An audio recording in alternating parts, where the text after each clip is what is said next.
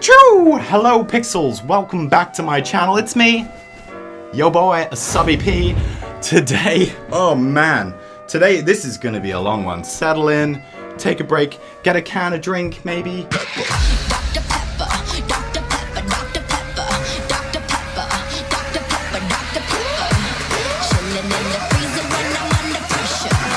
Put it on ice, bitch, Dr. Pepper.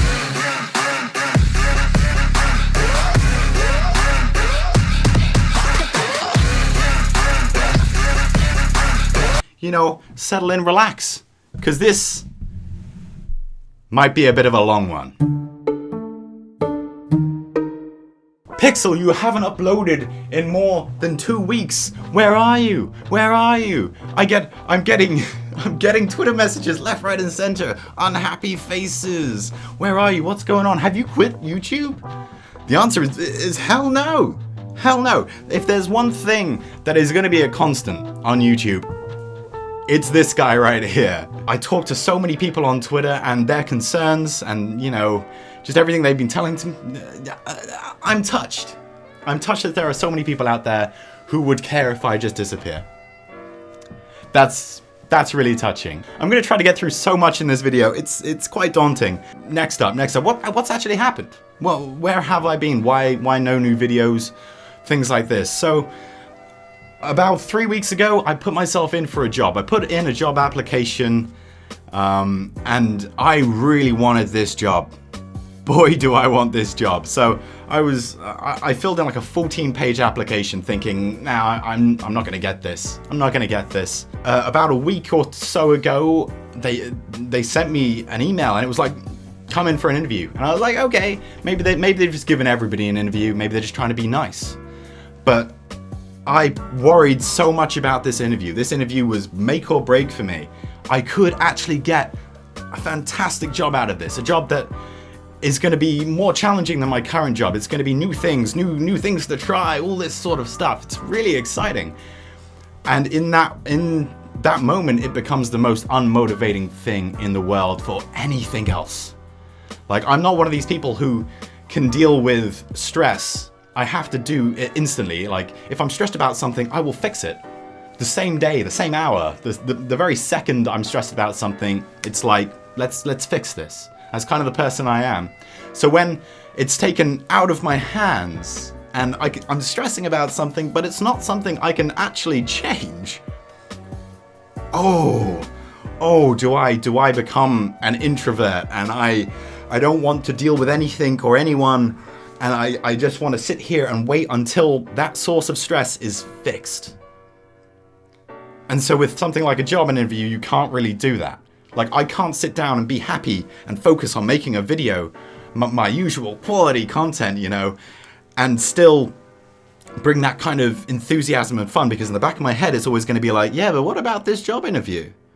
You know, it's just sort of flashing there. So that's the reason why I haven't really brought out any new videos lately, is because I've been stressed about this, and a stressed pixel is not a happy pixel. But there's nothing I can do about it, so I've just had to grin and bear this entire week. So I rock up to the interview. Oh, this is going a bit vloggy style. Actually, you know what? Let's actually do a proper vlog on this. First thing I do is I get my hair cut first, rock up into Supercuts, and I was like, where's Joe? My regular guy. He's a bro. We talk about video games and TV and things like that whilst he's cutting my hair. None of this, you know, female hairdresser stuff where they talk about going anywhere nice on a holiday and stuff like this. It's not something I'm particularly interested in because I don't really go on holiday much. So it would just be depressing for me. Hey, going anywhere nice this year? Nope. Well, if you talk about The Witcher 3 to me, oh, boom, boom, boom, boom. Oh, I've missed this. I've missed this. Right, going on camera is just like, suddenly it's a lift. It's like a, right, let's do this. But before the camera's off, I sat down and I struggled to press that record button. Anyway, so I'm in the hairdresser and she's like, sorry, Joe's not here. And they're like, well, you know, I don't have time to get a haircut at any other point during the week, so I guess I'll have to get it done now. And so I tell her what I normally have is just short back and sides, you know, a little bit of a fade going on, or, you know, so stuff. And she goes, oh, yeah, I can't really do that. I'm like, that's weird, right? The hairdresser can't really do that.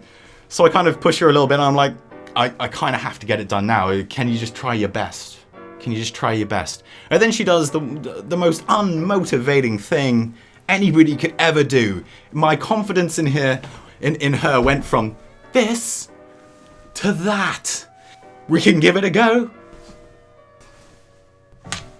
If there's one thing you don't want to see a hairdresser who's about to cut your hair do, is the whole I don't know pose.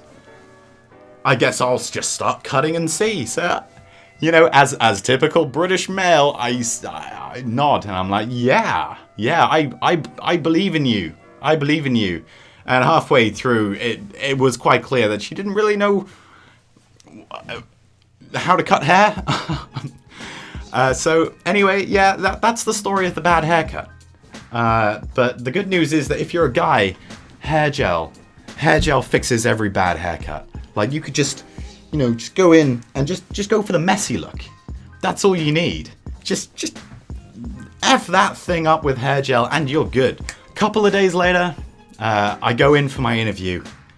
Oh, I rock up in my blue suit. This is why I'm wearing this blazer. Did you wonder why I was wearing a blazer? Open collar. I don't know why I went for open collar. I was like, you know what, a designer, you know, open collar, it shows that I've got a bit of confidence. Be a little bit different. If you're good at what you do, you should be allowed to be different. Anyway, so I rock up, open collar, sit down, and the position I'm going in for was kind of like a teacher type thing, where you're like a designer teacher, and you're also helping, you know, students with their projects and film and stuff like that. So it was really exciting stuff, and it's working at like a college, so college level, teaching the students, doing all this, and it was really exciting. And I was really worried about not getting it. Hence why I just couldn't focus on making a video for the channel beforehand. Anyway, so I sit down, and there's like a room of other people. So many people here, and they're there, and they're like, "Are you here for the job as well?" And but these people are teachers. You can see that they've got the grey suit made in 1990. They've got the thinning hair. You know, they're like 50-year-old guys who probably have 20 years experience on me, at least. 20, 30 years probably. And they're there and like, yeah, I've taught before, I've done this, I've done that. And I'm there like, yeah, I own a YouTube channel. And I'm loving it at this point. I'm like, I can see myself here. I can see myself doing a good job here, which makes it so much more pressure, because if you think you're going to be great at a job, trying to get that information across to the employer was like, how do I get this across that I really love the idea of this job and I would be good at it, I would be great. So that freaked me out. So they call us in one by one. I'm the first person to go. They're like, oh, good luck. And I'm like, yeah, I hope you drop dead before I get back so that I'm the only one here. So I walk in, and I feel a little bit ambushed. I was expecting there to be like one person. There was three people. You've got like the assistant vice principal, the person who runs the course, and the person who's going to be like directly above me. And it's, oh, wow. So that got my heart racing, and it was already racing at the time. Sit down, and I'm like, right, I gotta bring something different here. I gotta show what I'm all about within like 10 minutes. And they come at me with a question, which is like, what makes you think that you're going to be good at this job?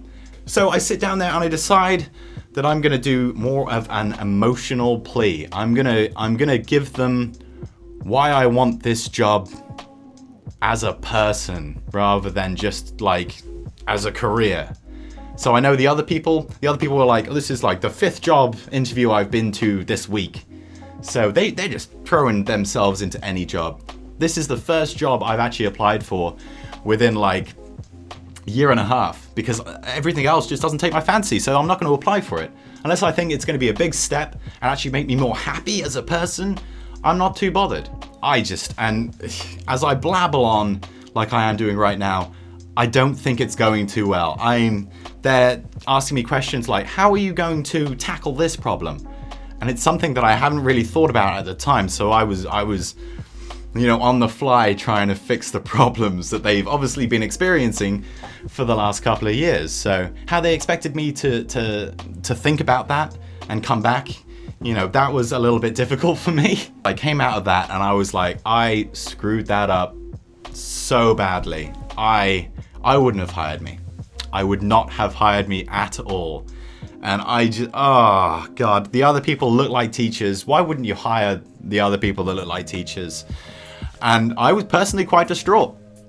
I had invested emotionally so much into this new job that I came home, just went straight to bed. And I fell asleep within like a minute. I never fall asleep that quick, but emotionally draining and kicking myself and just sort of, I got home and just it drew me down. Anyway, this video is coming out really, really long, so I'm gonna leave it here. There's gonna be a part 2 around here, okay? Click here for part 2. Ooh, and here's my face right here if you want to subscribe. But why you would watch this video without already being subscribed, I don't know. You know what? Get rid of that. Click this video here for part 2, and I'll let you all know how it went with the job interview and what I'm gonna be doing in the future.